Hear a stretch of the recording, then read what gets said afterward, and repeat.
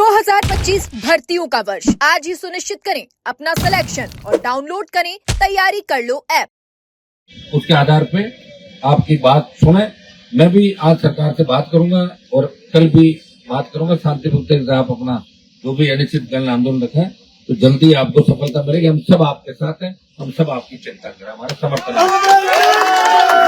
दूसरा, जो लगातार 40 दिन से ज्यादा का समय हो गया, 24 अप्रैल से शुरुआत करी और आज हो गया 2 जून। तो अप्रैल का महीना गया, आपका आदेश ज्यादा, और पूरी मई गर्मी के अंदर पूरे राजस्थान के नौजवानों ने आंदोलन किया और आक्रोश रैली के समय देश को दिखा दिया कि राजस्थान का जवान इस बार बदलाव करेगा, वो कतई सहन नहीं करेगा जितने कांग्रेस बीजेपी मिलकर इस राजस्थान को लूट रहे। 70 साल से जो लूट इन दोनों पार्टियों ने की, किस तरह किसान हाथ तकलीफ के अंदर है, किस तरह जवान तकलीफ के अंदर है, किस तरह बेरोजगार है, किस तरह हमारी महिला, किस तरह बेटियां, किस तरह के हालात यहाँ पे बन गए।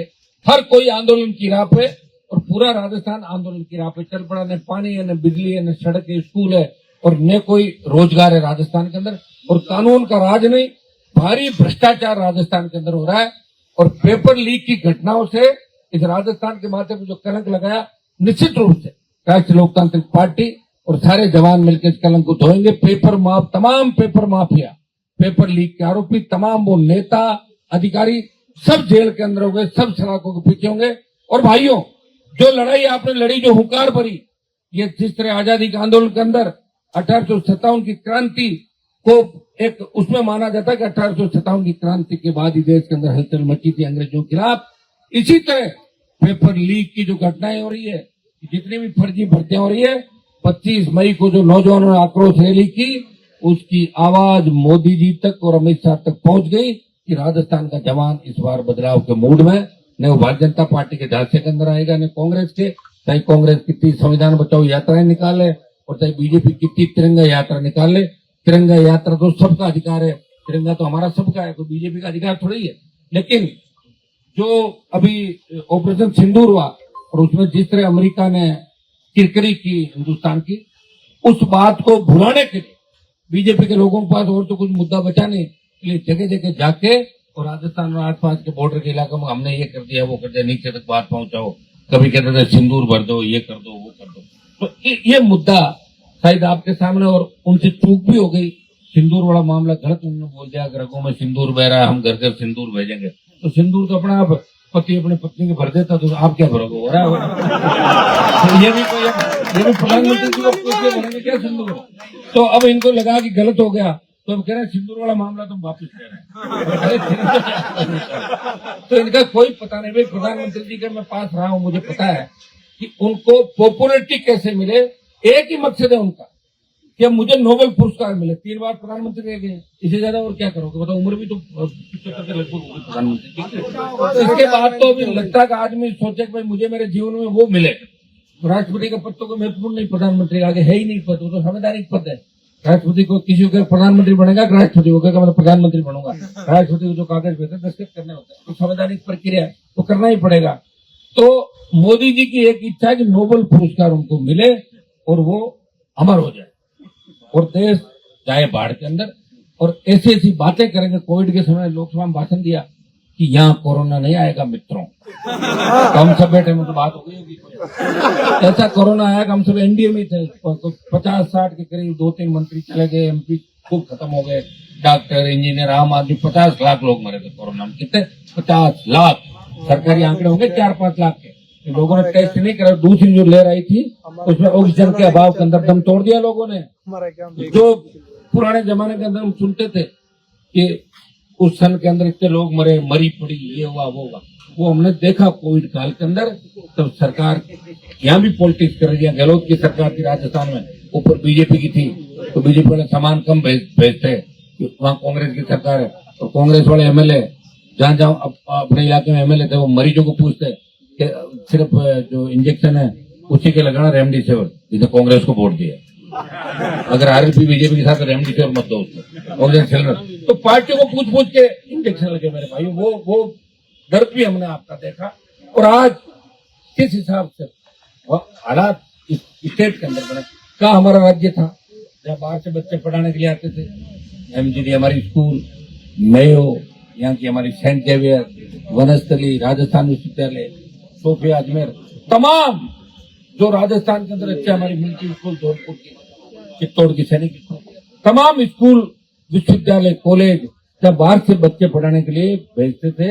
अब सब लोग एक ही बात करें, राजस्थान तो अपराधियों का अड्डा है, वहां तो नशा सबसे ज्यादा फैल रहा है, नशा पंजाब से ज्यादा राजस्थान के अंदर हो गया। नशे के कारोबारी सरकार में विधायक बन रहे हैं, सरकार उनका अभिनंदन कर रही है, कांग्रेस बीजेपी टिकट दे रही नशे कारोबारियों को।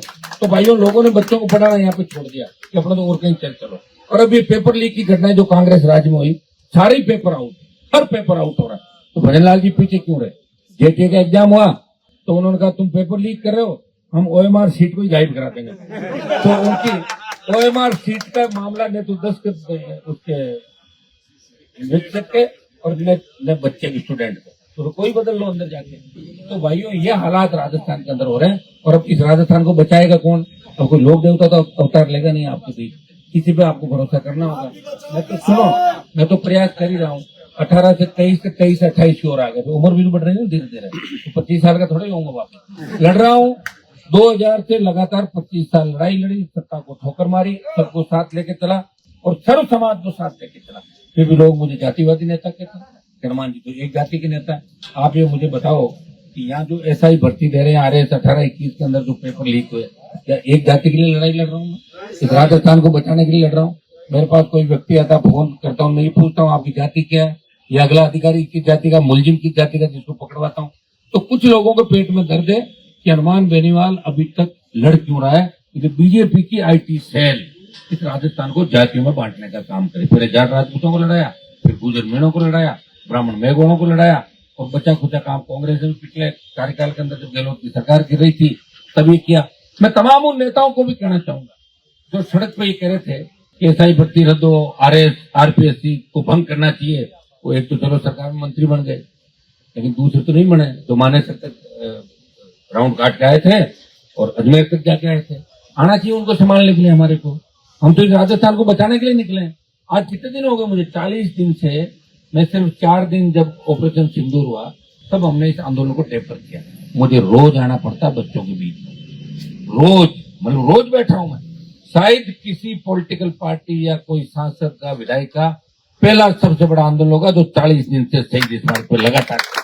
और बच्चों ने गर्मी को भी थका दिया। इंद्र भगवान भी प्रसन्न हो गए, बच्चे दुख पा रहे हैं, समय समय थोड़ी थोड़ी बरसात किया करो, बीच में बारिश जा रही। हम तो आंधी बारिश के अंदर भी एक दिन चल रहे थे, आज भी बारिश है। आप सब लोग खड़े हो, भीग रहे हो, किसके लिए? ये ऐसा ही अभ्यर्थी और RS वाले तो कम होंगे बच्चे, राजस्थान को बचाने वाले ज्यादा है। तो मैं आपको इतना ही विश्वास दिलाता हूँ, हम मिलकर इस राजस्थान को बचाएंगे, सब मिलकर लड़ेंगे, संघर्ष करेंगे।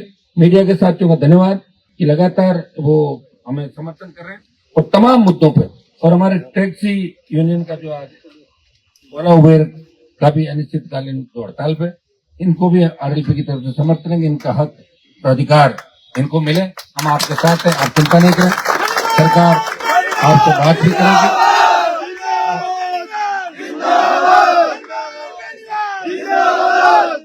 और जितने भी संगठन यहाँ लड़ रहे हैं, मैं ये कह रहा हूँ कि जो भी लड़ रहा है हम उनके साथ हैं।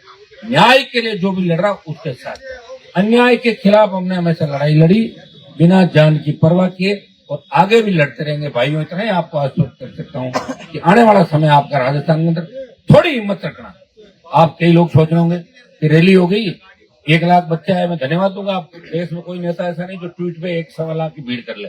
उस गर्मी के अंदर आप लोग आए, आपने दिल्ली तक आवाज पहुंचाई, लेकिन आप थक मत जाना। आप अगर रैली तो होगी, अभी भर्ती रद्द नहीं, चिंता मत करो भैया। देश को जब आजाद कराया था, जब 150-200 साल लगे थे, रैली होगी तो अपन कौन से हट रहे हैं, यही तो बैठे हैं। उस दिन अपन समाप्त कर देते, तब तो होता हम बीच में चले गए। रैली तो एक प्रोग्राम का पार्ट था। एक दिन गिरफ्तारी थी, एक दिन बड़ा रेला था। अब हो सकता है कोई रेलवे ट्रैक हो, कोई हाईवे हो, मोदी का आवाज भी हो सकता है, अमित शाह का आवाज भी हो सकता है, दिल्ली की तरफ भी कूच कर सकता है। प्रधानमंत्री से मिलने का समय मांगेंगे, राष्ट्रपति का समय मांगेंगे। इस आंदोलन को पूरे देश के अंदर फैलाना पड़ा, फैलाएंगे। राजस्थान और देश के जवान इस बार आर पार की लड़ाई के मूड के अंदर है और भजन लाल सरकार को झुकाएंगे। आप सबको बहुत बहुत धन्यवाद। मिलकर लड़ेंगे। एसआई भर्ती रद्द करो, रद्द करो, रद्द करो, आरपीएससी भंग करो, बंद करो, बंद करो, नौजवानों को न्याय दो, न्याय दो,